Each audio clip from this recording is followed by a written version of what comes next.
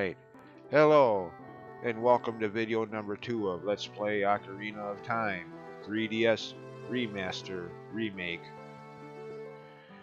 Picking up where I left off after waiting all night.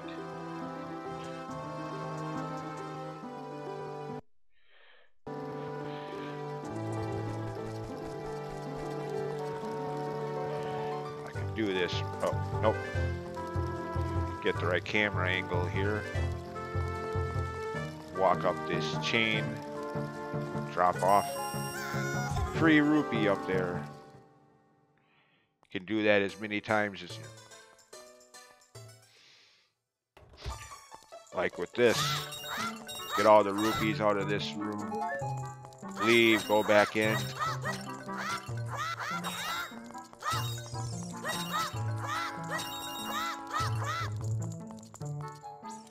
Granted, you really don't need too many rupees right now, but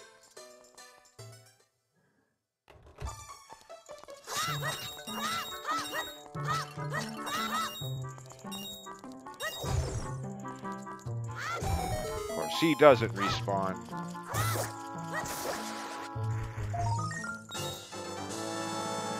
He won't be back if you leave the room and come back in again. He won't be back there, which makes sense. I mean, if you could just get that one token over and over again, why bother having 100 of them throughout the world? I mean, granted, in the 3D, or in the N64 rather, original version of the game, there was one that was kind of glitchy. I don't know if they fixed that glitch in this version of the game, because it's been ages since I even bothered with it in the N64 original, but one of the ones on the castle ground area, you have to drop down a hole, throw your boomerang at after you kill the Skulltula, throw your boomerang at it to collect the token, and if you time it right, step back on the portal while the boomerang is still in flight. The boomerang catches up with you back on ground level. You claim the token, but for some glitch reason, the Skulltula is still back down there. You can kill it over and over again and collect that same token from that same Skulltula repeatedly. Again, I don't know if that still works in this version of the game. I mean, to be honest, I used to use that glitch quite often in the N64 version before I memorized where most of the Skulltulas are, and therefore I didn't really need to cheat at it.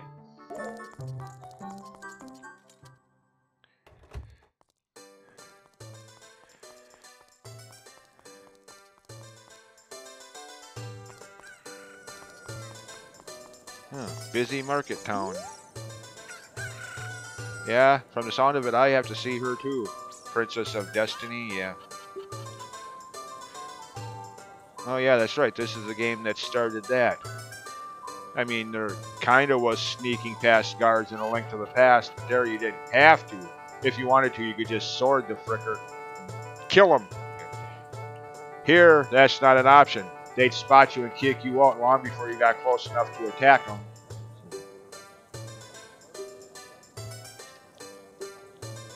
Well, not here right now, but in this game later on.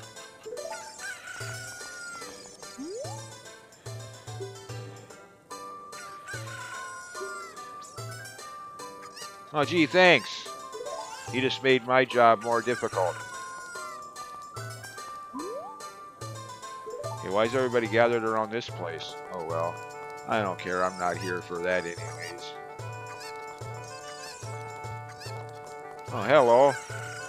Somebody my age around here. Nope. Malon, huh?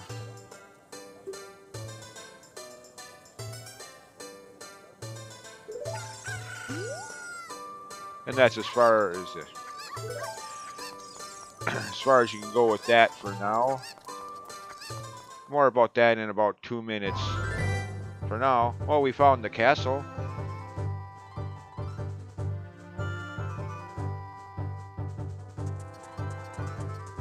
And there's that owl again. Ah! Okay, how does he do that? I mean, look, he's got his head completely turned around. It's like the owl equivalent of the Exorcist.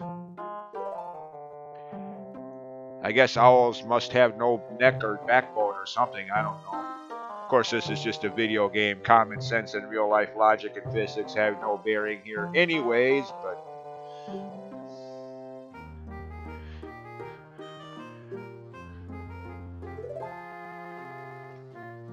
yeah, just like I said at the end of the last video. Do you want to hear what I said again? If you say yes, he'll repeat it over and over again. Phase 2 of the so-called infinite dialogue loop. There's no way that could have been a coincidence. Nothing short of designer sadism. See how many times we make developers thinking amongst themselves. See how many times we make gamers have to sit through the same dialogue before they realize what they're doing wrong. Haha, this ought to be... Anyways, sorry Link, this is gonna hurt. Yeah. Bonk right into that tree.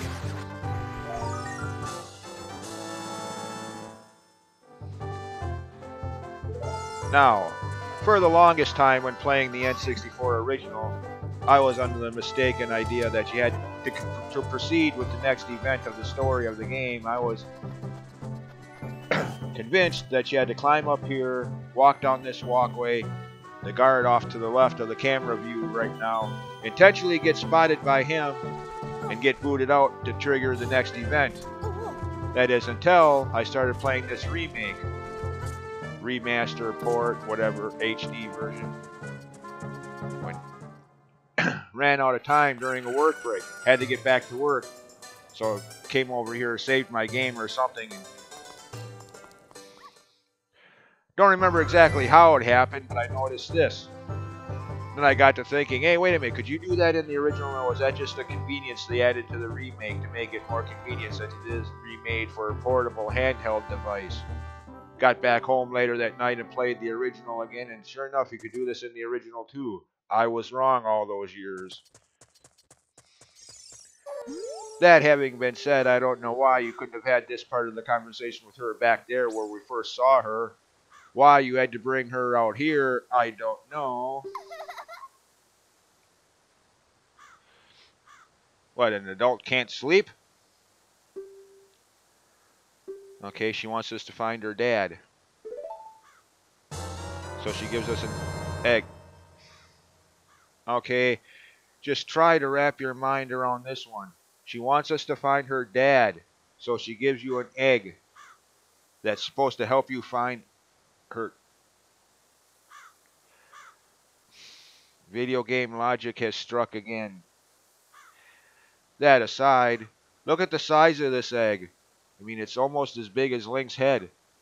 Imagine the omelet you can get from this thing. Anyways, now that we have the egg, on with the game.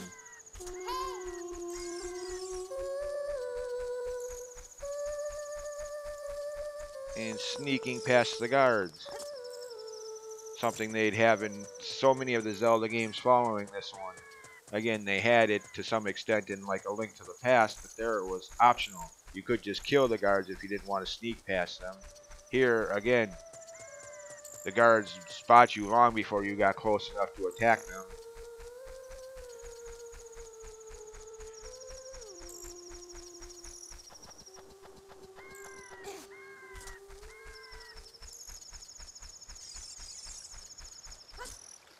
Now this, by the way, I didn't even know this was here until I saw YouTuber letter H, letter C Bailey, HC Bailey, play through the game a few years ago now when he did that. I'm like, what? I didn't even know that red rupee was there. Of course, then I missed it anyway talking about it.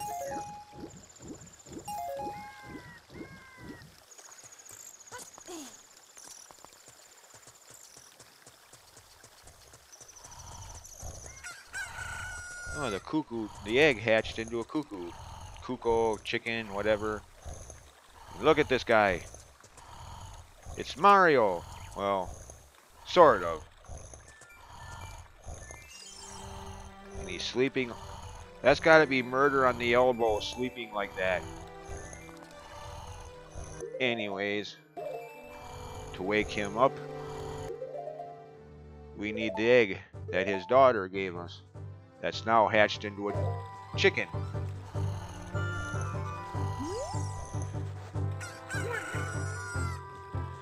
Look at this guy. He could practically touch his toes while standing upright. Those arms do not belong on that body. It's like somebody in the designing staff copied and pasted Donkey Kong arms on him. I mean, again, seriously, he can tie his shoes while standing upright. You don't have to prop his leg up on a table or sit down to do so. Just stand upright.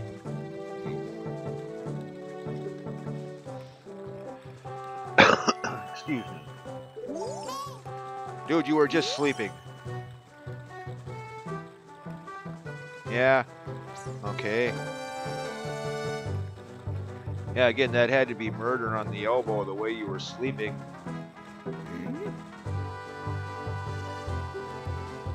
Okay. Who's the parent here and who's the kid? He's running home like a teenager. You know, oh shoot, my parents are gonna kill me. I gotta get home. Ah! Again, makes you wonder who the parent and who the kid is here. Anyways, milk in these crates. Ah, health food. Just kidding, I like milk. But, yeah. By the way, that said, look at the size of these crates in contrast to Link. They're like 4 times bigger than he is, and yet he can push them so easily. Damn, this is one strong little kid. It's not Link, it's Clark Link Kent. I mean, Super Link.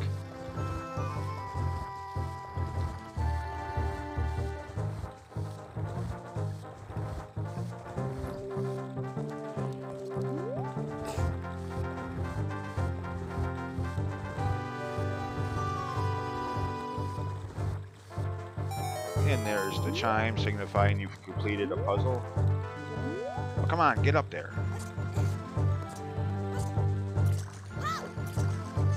Climb through the little cubby hole, porthole, not really porthole, but... Now, if it's nighttime, there'll be guards standing right about where I am now, and you won't be able to do this. You'll have to go back outside where time passes by and wait until morning. Okay, this...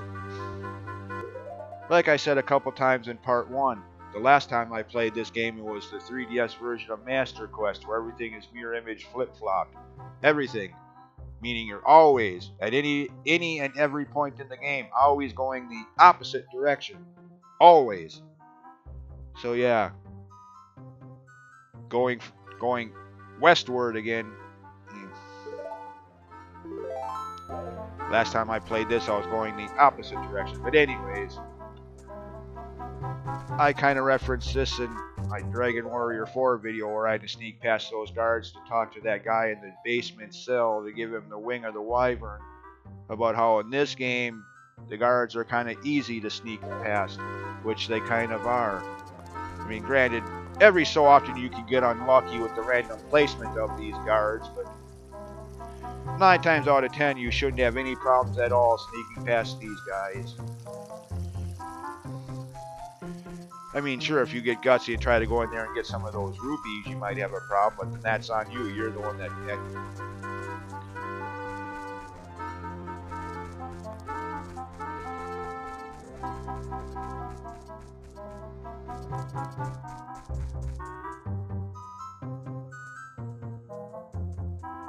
Of course, here, if you get caught, they'll just boot you back outside where I push those milk crates into place to use as a makeshift way into here. They'll just boot you back over there. You'll have to do this little segment over again if you got spotted by one of them. Anyways, castle courtyard. And yes, over in one of these windows there are some Mario references painted on the walls, but yeah.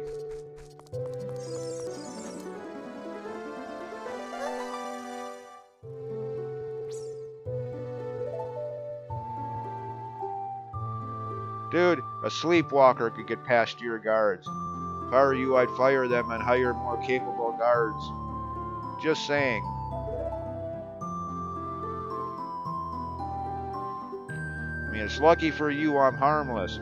I'm not some assassin or somebody meaning to do you harm. The way I so easily got past your guards and got in here, you could be in trouble. Again, I'd fire those guards and hire more capable ones for your own benefit. Next time you may not be so lucky. The next person who so easily sneaks past your guard just might be an assassin. Of course, this is only a video game, so they don't think about such things, but yeah.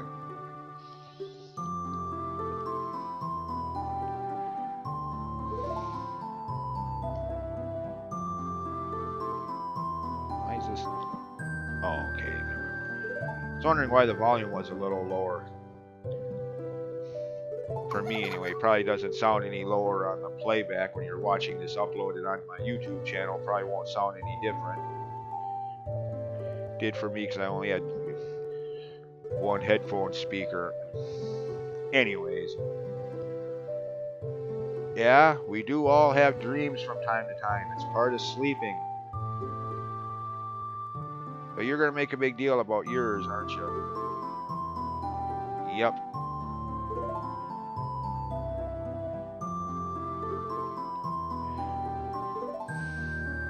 For what? What did you do? Well, duh, I kind of figured that. Oh, yeah, by the way, pointless Zelda trivia drivel. Notice the necklace pendant she's wearing. The design on it. Virtually identical, granted drastically scaled down in size, but virtually identical to the same emblem you shoot light arrows at in Majora's Mask to flip the Stone Tower Temple upside down or right side up again. I don't know if there's any intended story connection there. Probably just Nintendo reusing assets from the previous game on new ones. I mean, hell, Majora's Mask is like graphically like Ocarina of Time, just recycled. I mean, it's a good game, don't get me wrong. It's remarkable how good a game they made in such a short time they had to do so, but so much of Majora's Mask is just Ocarina of Time recycled graphically.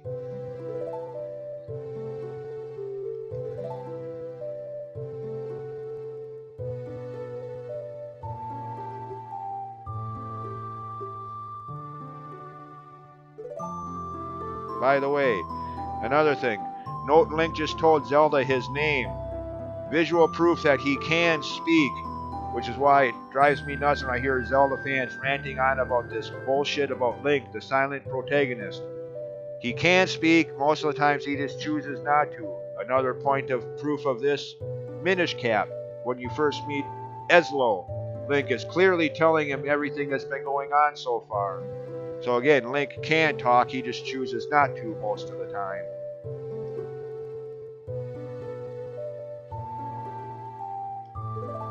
Personally, I can't say I blame him.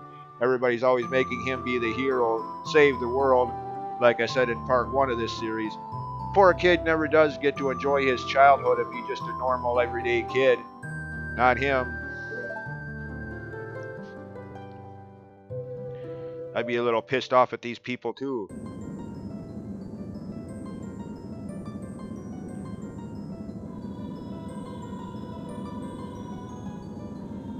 Oh, the tale of the Triforce. If you had already played A Link to the Past, you kind of heard about this from one of the maidens you rescued in one of the Dark World dungeon level palaces. Just without the fancy visuals, cutscenes. But the Triforce granting wishes, blah blah blah.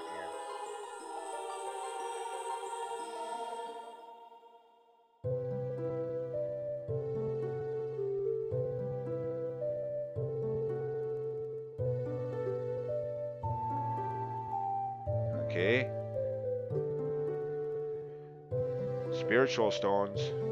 Oh yeah, like that thing that the Deku Tree gave me the ending of the last video. That green.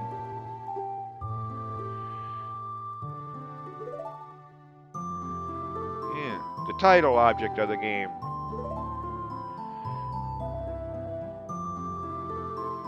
Nope.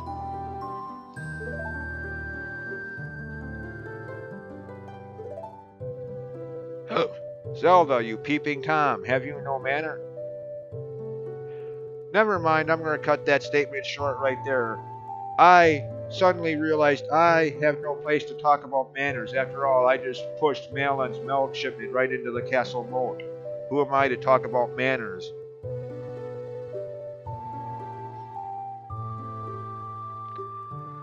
Sure, why not?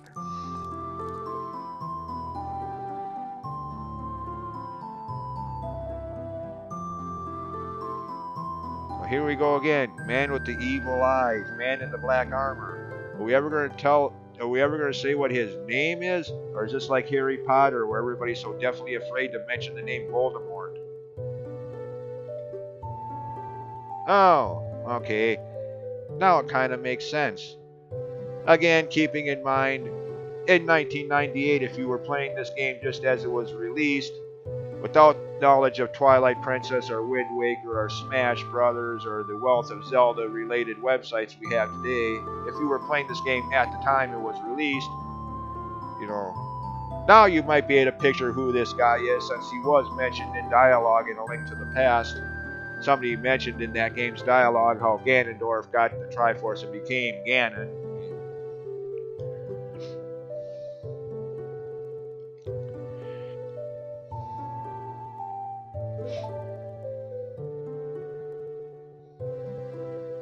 Just this was the first time canonically, or historically, chronologically, that you were actually seeing Ganon in his subhuman form as Ganondorf. And in minigame sense, this, yes, but hard to imagine nowadays, I guess, with so many Zelda websites and so many other video games that have Ganondorf. But back at that moment in time in 1998, this was kind of a big deal. You're actually seeing Ganon in a human form, not just the boorish pig thing that is Ganon in the final boss of the first game or the final boss of A Link to the Past. Again, it's one of those things, you know, not anywhere near as big a deal as Frick, since you can play as Ganondorf in Smash Brothers games, you know.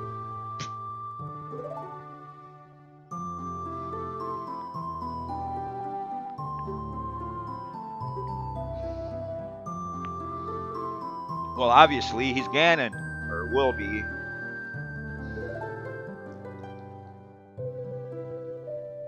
Really? I'm just a kid. Can't you people leave me alone? No, I don't believe you. But I also know that if I say that, I might as well just put the controller down and pick a different game to play. It's another case of like Dragon Warrior Part 1. But thou must. Yeah.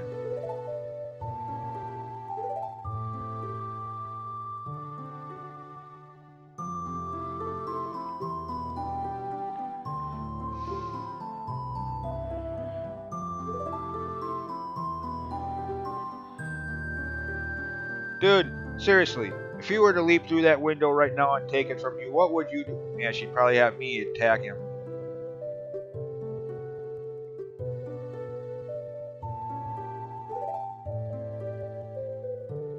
Okay. Zelda's autograph. What does she think she is, a rock star?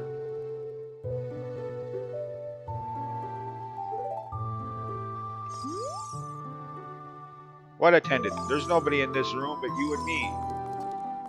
Oh. Where'd you come from? You weren't here when I walked in here. Okay, they kind of fixed that. In the... Keep wanting to say 3DS original. Duh, this is the 3DS and it's not the original. Nevertheless, I keep wanting to say 3DS original. In the N64 original, her eyes were much more red, almost as if they were trying to hint that she was a demon or something. Used to comment about that on Zelda video forums. It's like, should we be afraid of this person with her bright red eyes? Here they fixed that drastically.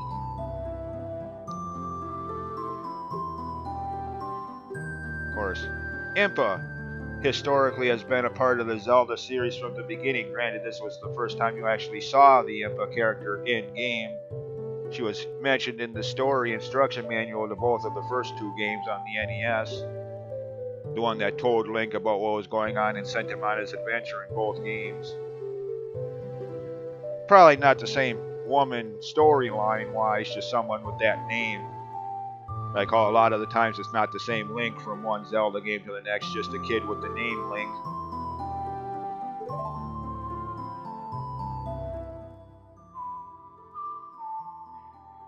Our first Ocarina song. Of course, this was the first game chronologically by release date speaking, this was the first game where you actually had to memorize notes. All of the games that had a flute or ocarina beforehand, you just hit the A button and it played the song automatically.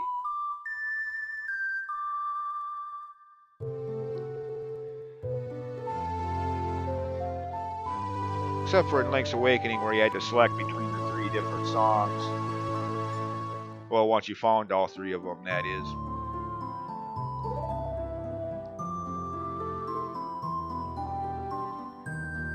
This part I never could figure out. Why? I mean, if not Impa, just a mere attendant, surely Zelda, princess of the kingdom, daughter of the king, behind us back there would have command over these guards. If any of them were to come through here now and see me here, she could look them square in the eye and say, "Hey, he's on official business, bub. Leave, or you're fired. Bye." So what's the big deal? On the other hand, instant transportation out, so hey.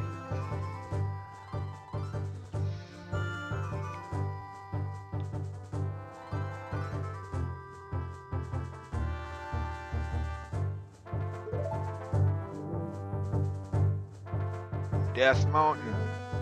And no, nothing like the Death Mountain of Zelda 2, luckily, but of course Death Mountain in Zelda 2 wasn't quite as bad once you realize that any time there was a multitude of directions to go, always go right or east if you're thinking compass directions. And getting lost will be eliminated. Enemy difficulty, on the other hand, was a nightmare, but at least as long as you always headed east or left, or right rather, every time there was a fork in the road, you wouldn't get lost there. But anyways, here it's more like Zelda 1's Death Mountain.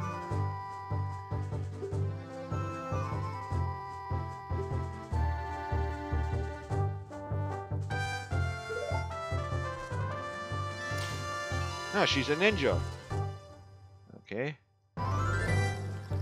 Now, it's going to be a while, as whenever I play this game, this is the point where I tend to do kind of a world tour, so to speak. Go around the world that I have access to at this point in time, collecting heart pieces, empty bottles, Skulltula tokens, Ocarina songs. And this playthrough is going to be no different, so yeah. It's going to be a while before I move on with the story of the game. For walkthrough purposes, for anyone who just wants to get on with the story of the game next, you'd have to go back to Kokiri Forest, talk to Saria, however you pronounce her name, have her teach you her Ocarina song, and then go up Death Mountain. But, yeah. I'm not doing that yet.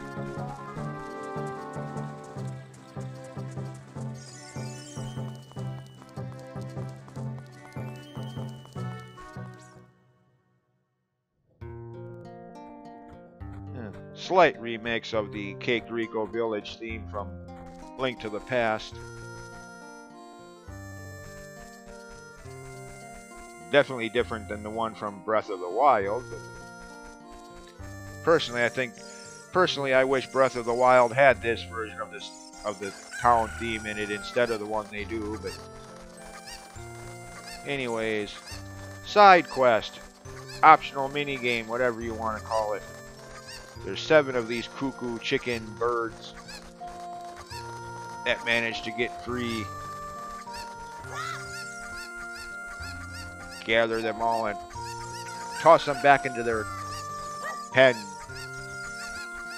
Again, this is totally optional. You don't have to do this, but the prize is worth it, and yeah, you'd probably want to get that.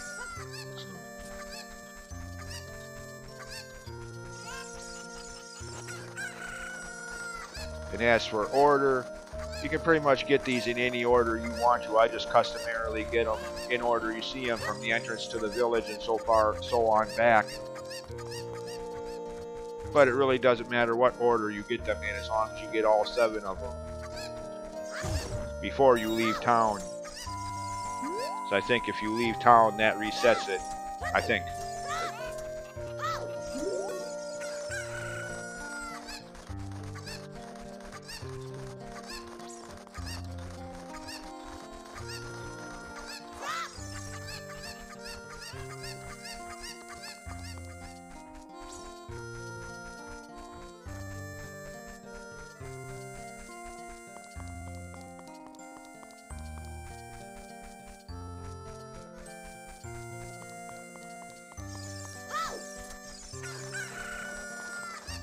Hey, I can fly.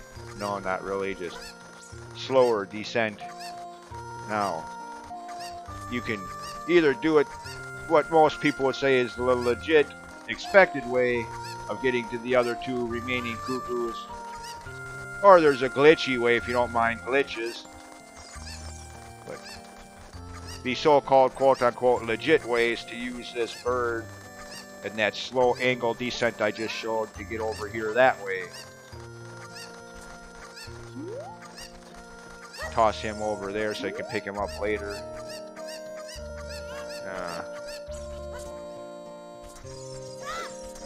Pick this one up. Be careful not to fall into that hole. Actually, I don't know. I've heard said so many times that if you fall into that hole, it resets the progress, but I don't know.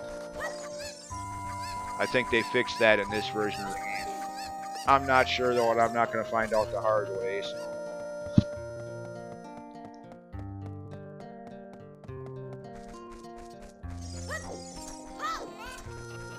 Okay, pick.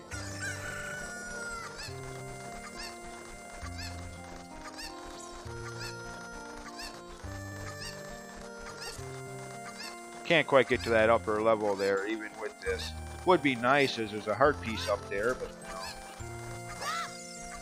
no. Earliest possible time you can get up there and get that is after the next dungeon, or even later if you don't get it then.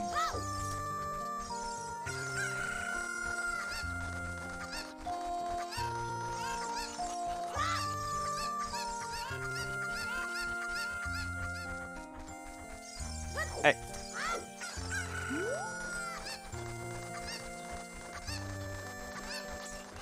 And once you've collected all 7, talk to her.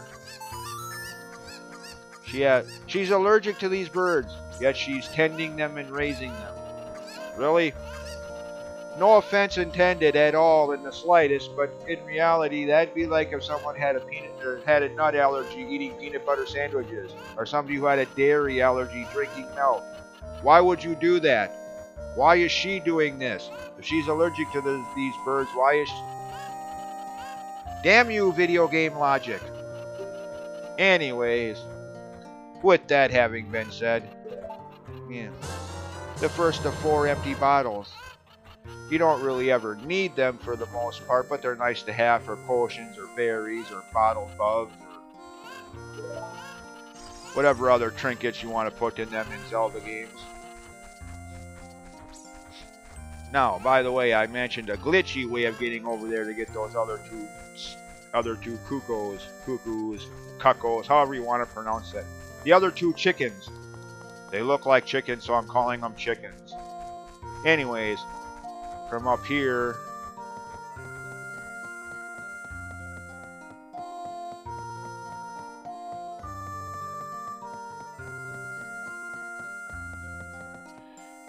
hold the R button on your controller, jump with the A button, and land over here.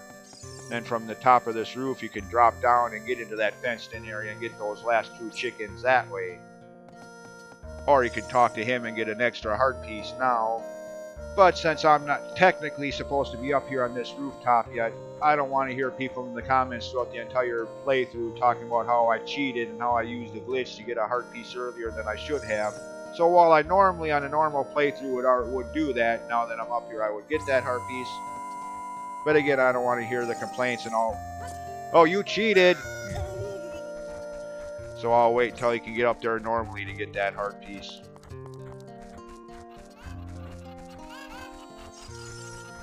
But yeah, if you don't mind utilizing glitches, then yeah, you can do that and get a heart piece in the process.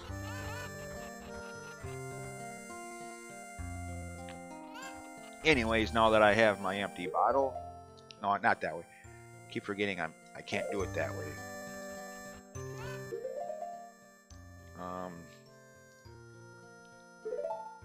Put that in there.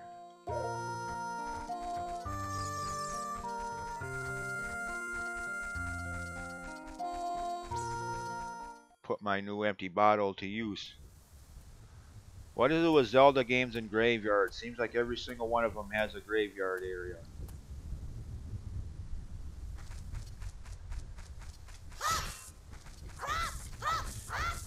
Okay, oh, more slingshot ammo.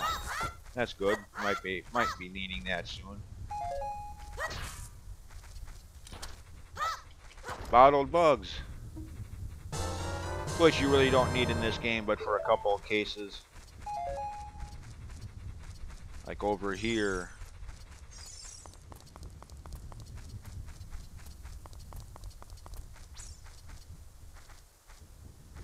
Bottled bug plus soil square 9 times out of 10 equals Sculpture token.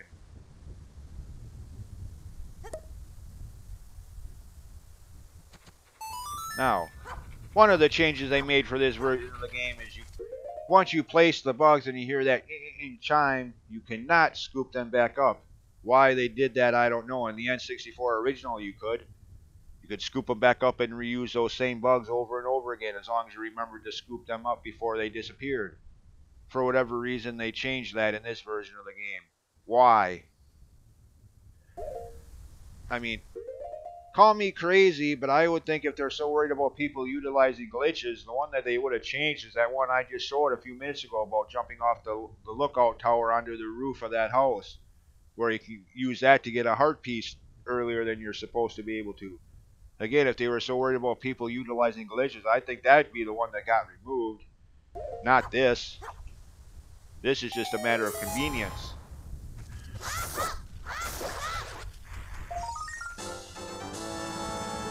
Oh well. So yeah, in this version of the game, if you're going to collect all of the Sculpture tokens, you got to remember to constantly be making sure you have bugs in at least one of your bottles. Or you might be doing a lot of backtracking to get some. Or to find some, whatever, you know what I mean. So that being the case,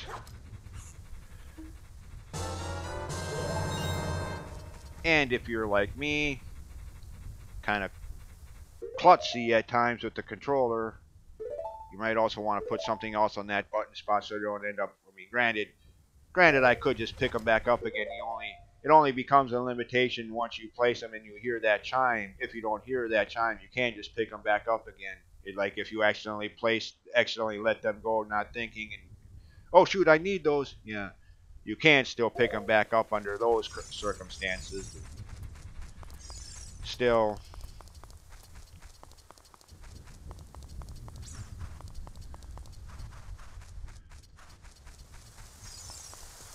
no. Triforce. Whenever you see the Triforce diagram on the ground or on a nearby wall, let that be your in-game cue for both optional side quests and some storyline tidbits along with it.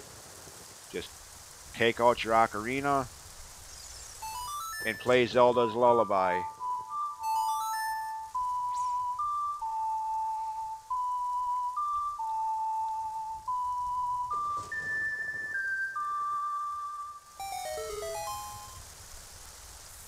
Of course, this is optional, but you do get a useful item for this, though.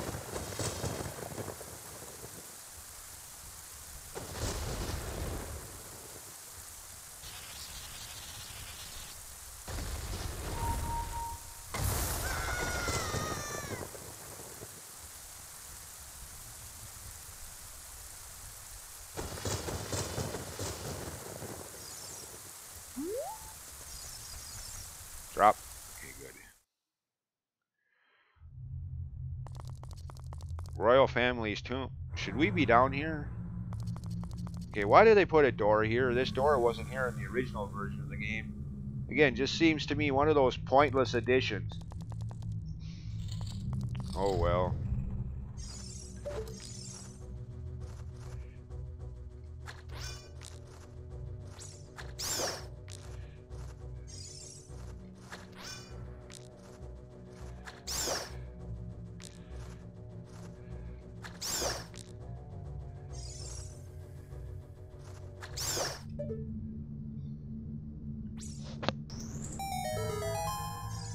Again, this does not look like a royal family's tomb.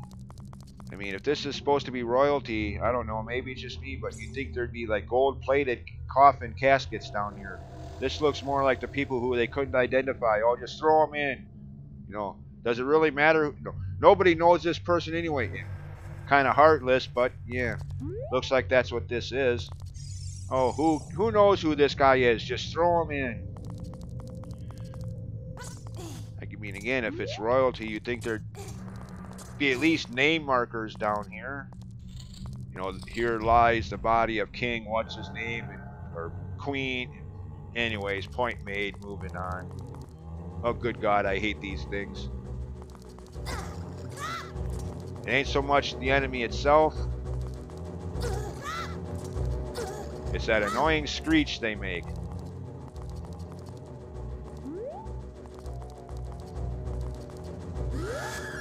Yes, that. Every single time throughout the entire game, you get too close to one of those, you hear that screech. Every time. Seriously, what developer thought that was a good idea?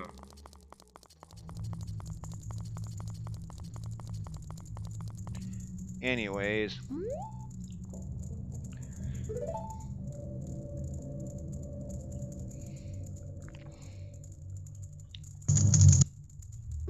Okay. To the living dead. Oh, you mean those zombified people outside? Okay.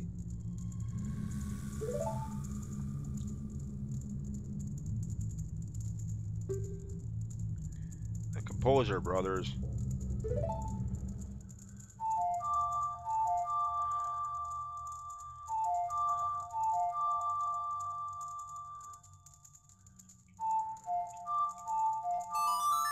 Sun Song. Basically like the song of Double Time and Majora's Mask. Skip ahead 12 hours. Turn night into day and day into night. Great for hunting Skulltula tokens if you're going to do that, since most of the Skulltulas are only out at nighttime.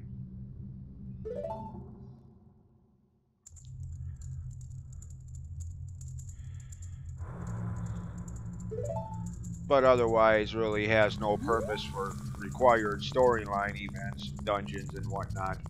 There is no required reason to get this song. Well, other than the fact that maybe, I mean, still even so not required then, but another potential use for this song.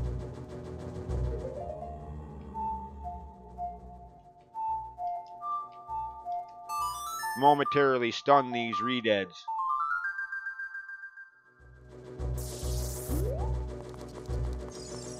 How long the stun lasts, I don't know. I've never actually timed it.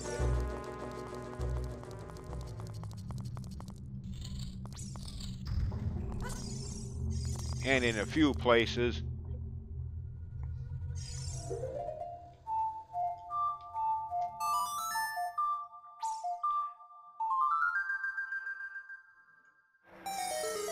there's probably a lot more of these places you can do this than I'm aware of, but make a fairy appear out of nowhere.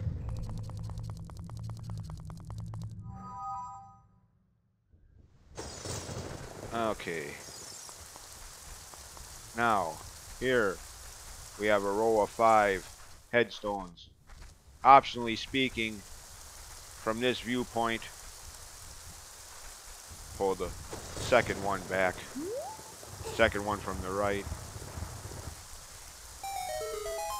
To reveal this. Oh goody, here we go again with another one of these guys.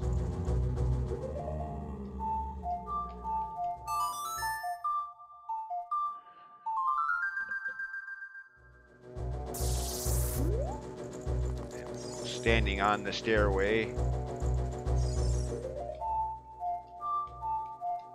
Luckily, playing the song a second time doesn't undo the effect of the first time you played it. Instead, as far as I know, this is the only place where playing this song makes a chest appear, and certainly the only time where said chest contains a heart piece.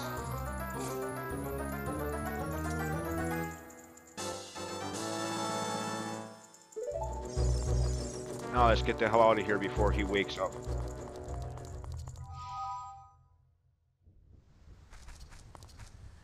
Now, by the way, before I go on, there is a Skulltula up there. But at this point, killing that Skulltula would be a waste of slingshot ammo. You need the boomerang to be able to get the token, and you don't have that and won't have that for a while yet. So, in the words of the aforementioned YouTuber H.C. Bailey, remember that for later, viewers.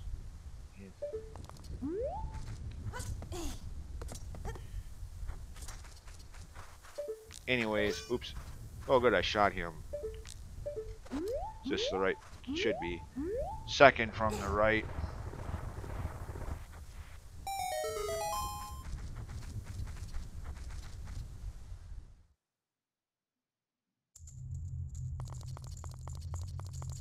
Of course, once you get bombs, you can come down here, open that up. There'll be a fairy fountain back there. But that's not going to be for a while. Oh, cool. A free shield upgrade. Sweet. I mean, they're selling them back at the bazaar shop in Hyrule Market Town. But they want 80 bucks. Anyways. Oh, good God. This part. I hate this mini game.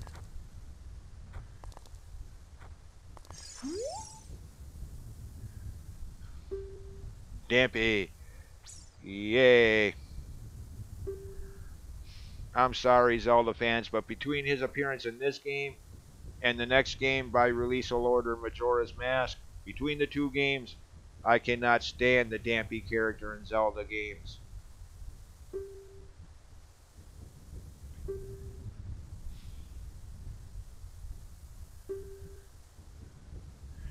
Anyways, pay him 10 rupees.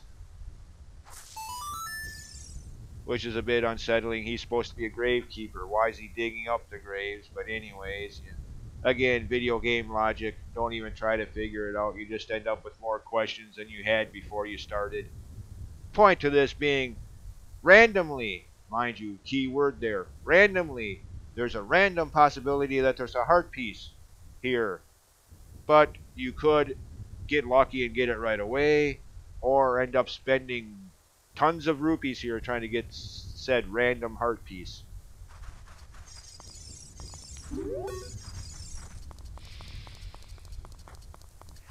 Dig up these soil squares. Yeah, it's totally random.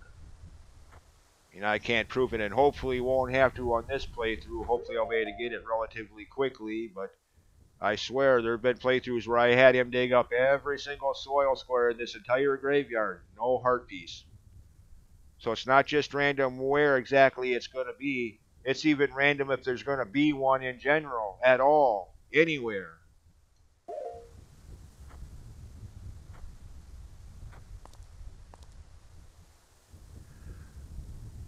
Again, hopefully I don't have to actually visually show that on this playthrough. I don't want it to take that long. Besides that, I don't have enough rope unless I get some rupees from him digging up.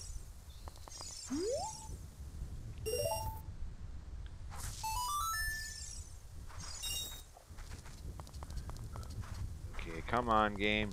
Work with me here. This is pretty much as random as that digging game in Link to the Past. South of the Dark World equivalent to Kakariko Village in that game, where you pay the guy 80 bucks and he gives you a shovel and 30 seconds to dig up as many holes as you possibly can in that 30 seconds, under the pretense hope of getting a heart piece. Only the location of said heart piece, or in my experience, if there's even going to be a heart piece there at all in the first place, is random.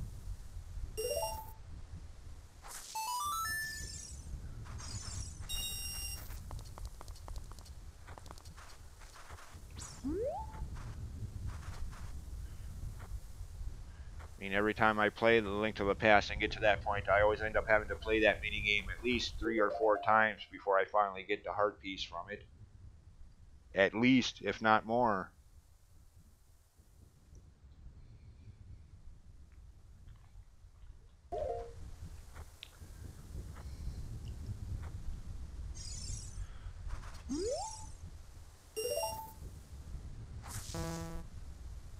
I don't think they put anything there, as I've never gotten anything out of that particular spot, ever.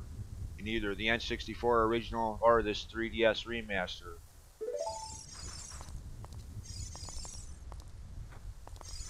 I mean, you could just say I've been unlucky, but given how many times I've played this game over the decades, I don't see that being possible.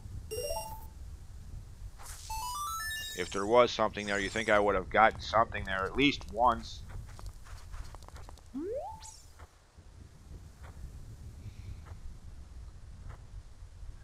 And the other thing that's kind of annoying about this is how slowly he walks.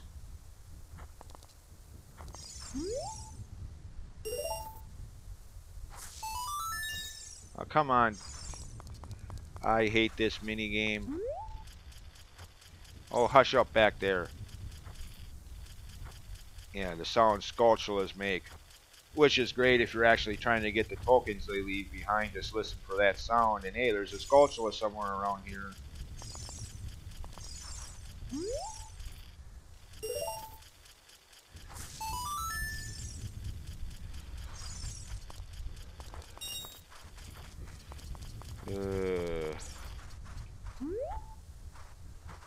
Well, we're almost back to where we started. Just a few more soil squares to go. Almost back to where we started, and I haven't gotten the heart piece yet.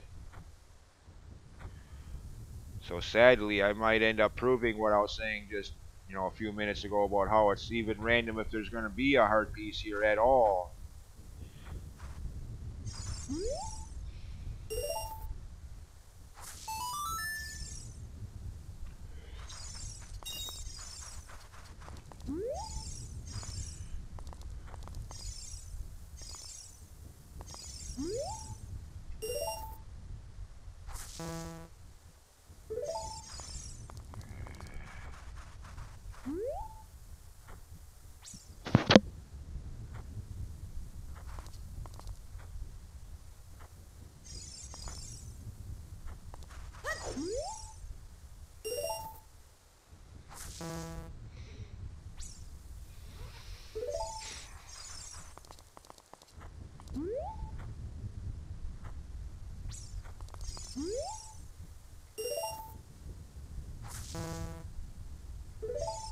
What? Bullshit.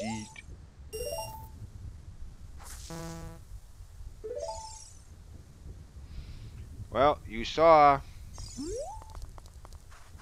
Gone all around this graveyard, having him dig up every single soil square. No heart piece. I rest my case. Having it be random where the heart piece is specifically is bad enough. But have it be random if it's even going to be here at all in the first place to begin with? Middle fingers.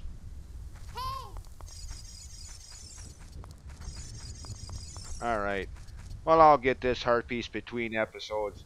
So if I start one video with one more heart piece than I ended the last one with, that's why. I came back here and got this between parts.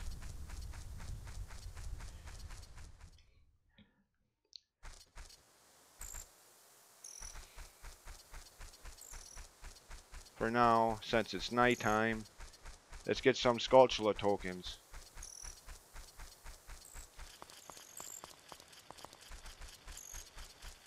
One on the side of this building being constructed.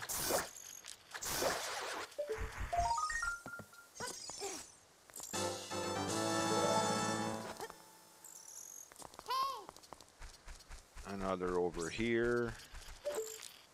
Actually,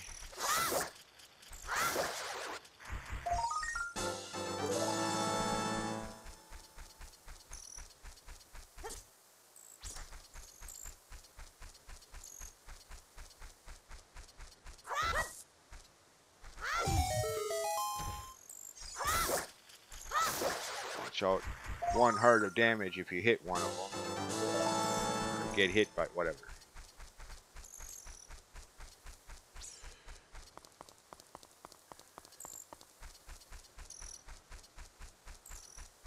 One up here.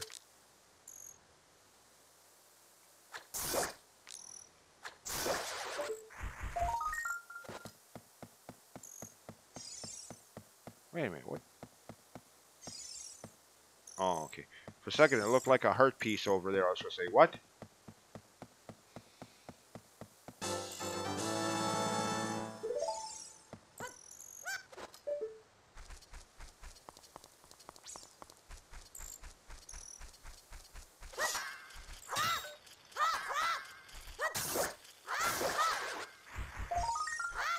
Alright, that's all of those.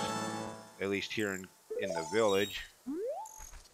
Now, as long as I'm back here, Zelda gave us that letter. So, show it to him.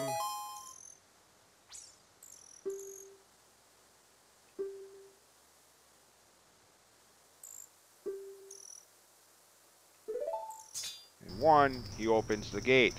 But keeping in mind, without Saria's song, or Saria, however you pronounce her name, without her Ocarina song, going up Death Mountain will eventually culminate in one massive dead end, and you'll have to go back and get that song before you can proceed. So, yeah.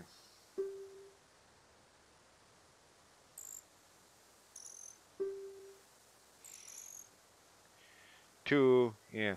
I mentioned about that shield. Sells for $80. He'll lower it down, or no. Yeah, now it'll be 60. Big deal. I already got one. Free of charge. I can spend that 60 rupees on something else. And yes, you actually have to get this dialogue for the person to be at the mask shop back in Hyrule Market Town. Kind of like in Minish Cap, after the 3rd dungeon you get your Ocarina. You actually have to use your then brand newly gained Ocarina to actually physically warp to Lake Hylia, shrink down to Minish size, and talk to the Minish person there to get the dialogue that the library should be opening soon. Otherwise, that library will not open no matter what you do. Yeah. Found that out the hard way on my second playthrough of Minish Cap. First time around, I had no problem figuring that out. Second time, for whatever reason, brain freeze or something. I couldn't yeah. Anyways. Plot walls.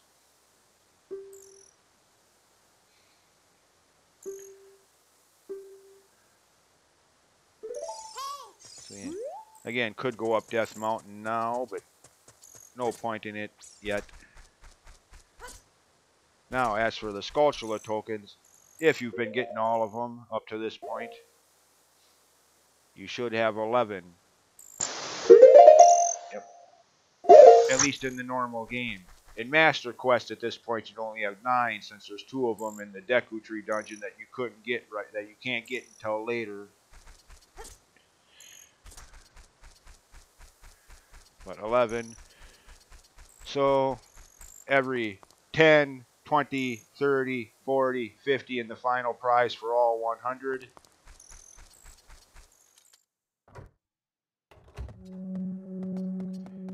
Come here.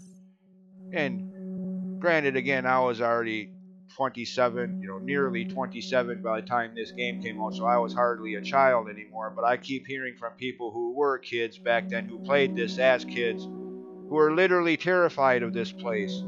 And to be honest, I can kind of see that. I mean, if they had something like this in the game, well, if they even really had video games this detailed in the 70s, that would have been a neat trick in the first place. But yeah,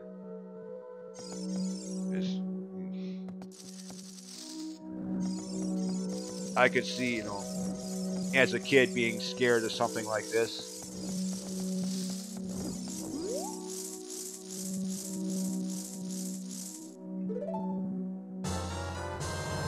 Wallet upgrade.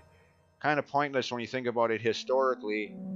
This, the 5th game in production order, was the first Zelda game to have a wallet upgrade. The first one You know, your rupee count was always going to be 255. Maximum rupee was always going to be 255. You could never at any point in the game hold more than that. Zelda 2 didn't have rupees for some reason. A Link to the Past and Link's Awakening, the third and fourth games in release order, did have rupees, but your maximum was 999. There was no need for it. This game that introduced the idea of wallet upgrades, even if you get both of them that are possible to be obtained at some point in the game, this one and the next one a little later, your rupee maximum is still only going to be 500. Why? With the wallet upgrade, you can still only hold half of what you could in the previous two games. Tell me again what the point of this upgrade is?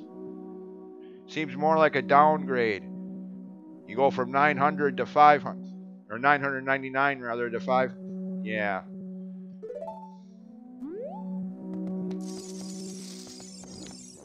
And this guy, like the leader of the family, he's the one you talk to after you've found all 100, gotten all 100 tokens. If you do that, since it's purely optional, a lot of people don't bother with it. And to be honest, while the prizes for 10, 20, 30, 40, and 50 are kind of useful, the prize you get for all 100, not so much so. 200 rupees. By that point, by the time you can get all 100, you really won't, except for maybe buying potions, you really won't have any use for rupees by that point in the game. Again, except for maybe to buy potions or restock your arrows or bombs to get ready for the final area, the final dungeon.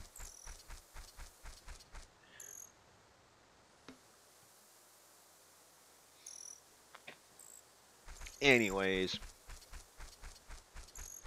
that's all for the village for now. And actually, that's all for this video.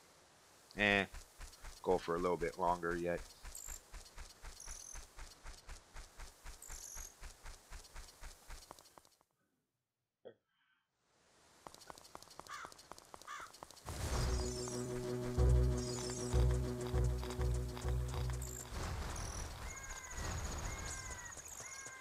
Actually, end it here. Pick it up from here next time.